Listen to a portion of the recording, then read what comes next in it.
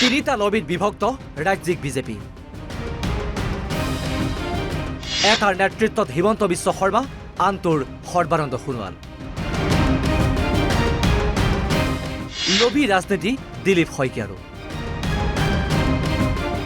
বিস্ফোৰক অভিযোগ গৌৰৱ গগৈৰ। নিৰ্বাচনৰ বতৰালৈ সমষ্টিয়ে সমষ্টিয়ে ঘূৰি ফুৰিছে গৌৰৱ গগৈ। গোটাইছে গোপন খবৰো। ৰাজ্যৰ চুকে কোণে ঘূৰি প্ৰদেশ কংগ্ৰেছৰ সভাপতি গৌৰৱ গগৈয়ে লাভ কৰিছে বিজেপি শিবিৰৰ এটা বিস্ফোৰক গোপন খবৰ। তিনিটা ভাগত বিভক্ত হৈছে ৰাজ্যিক বিজেপি।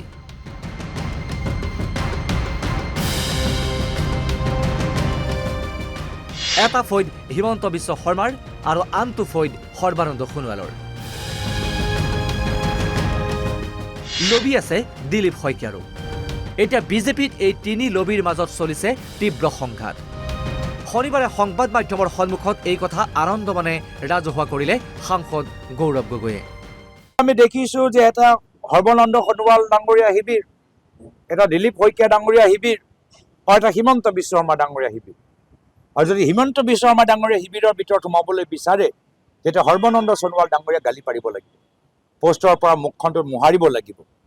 তো তেওঁলোকৰ আমি অলপ আনন্দ লওকচোন। ৰাজ্যিক বিজেপিৰ এই গৃহ কন্দলে বেছ আমোদ দিছে কংগ্ৰেছ শিবিৰক।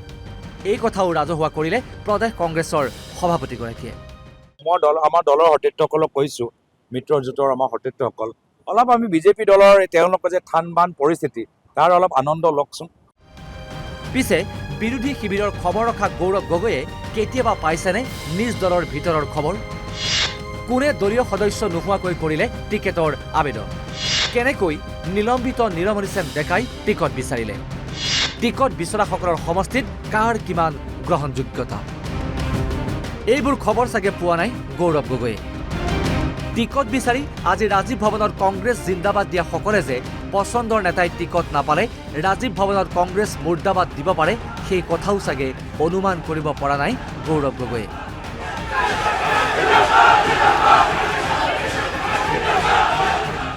তেন্তে কিমান সত্য গৌৰৱ গগৈয়ে ফাদিল কৰা বিজেপিৰ লবি কেন্দ্ৰিক সংঘাতৰ তথ্য? প্ৰত্যাশিতভাৱে গৌৰৱ গগৈৰ এই বিস্ফোৰণৰ পাছতেই জাঙুৰ খাই উঠিছে বিজেপি শিবিৰ।